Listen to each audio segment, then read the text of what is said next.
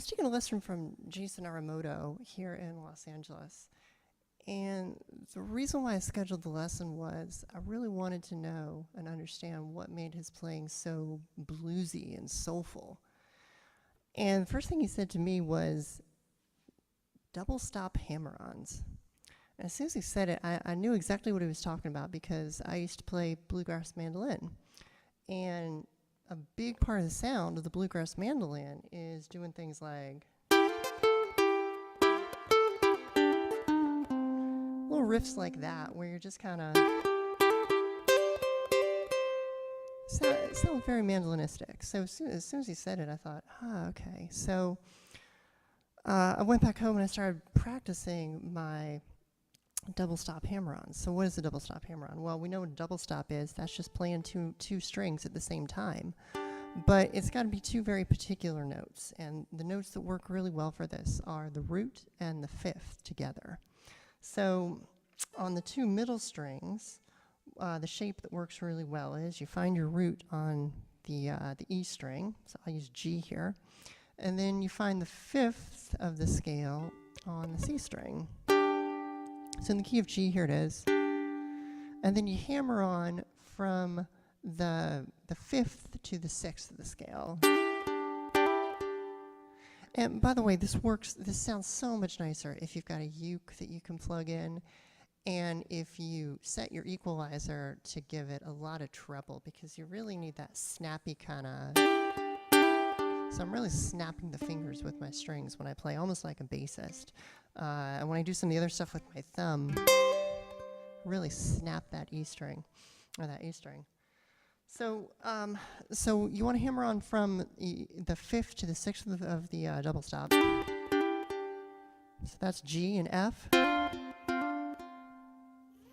So that's one shape that works really well. The other shape that works well is on the two high strings. You find your root on the A string, and then you find the fifth, which in this case is just directly above it, and you bar that.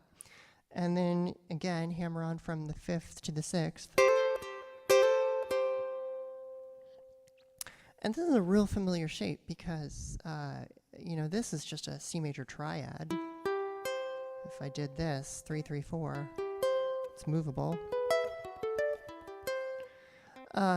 And you're playing this a lot as a ukulele player, at least I am. So anytime you have that shape, you can do, or you can use all three strings. The other hammer-on you can do is you can hammer on from the root to the second. So you can do either.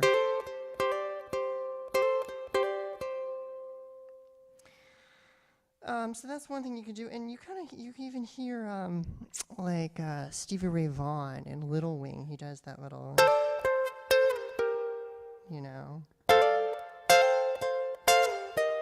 that kind of thing.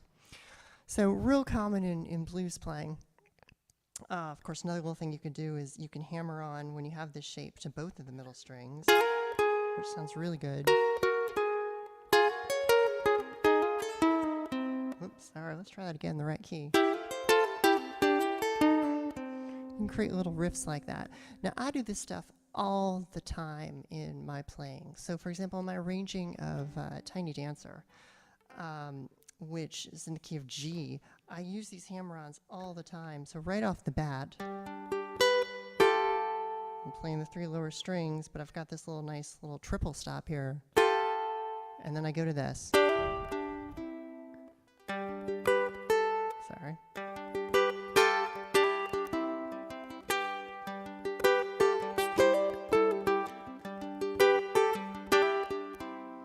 So again, there's that G shape.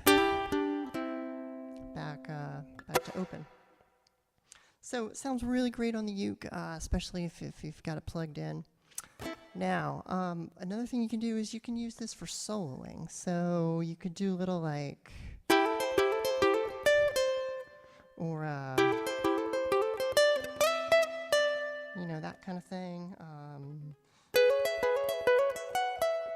Kind of get that little triplet feeling going. I'll show you what I mean. Let me lay down a quick backing track here.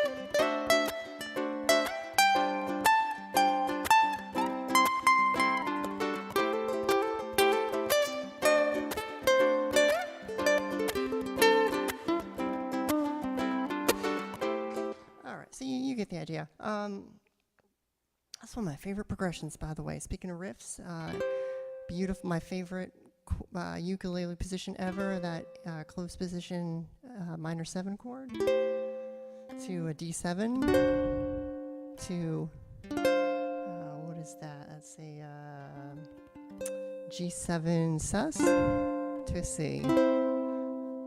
This works for all kinds of tunes.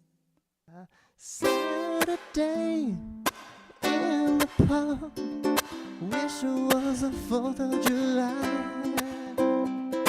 You can also do it in things like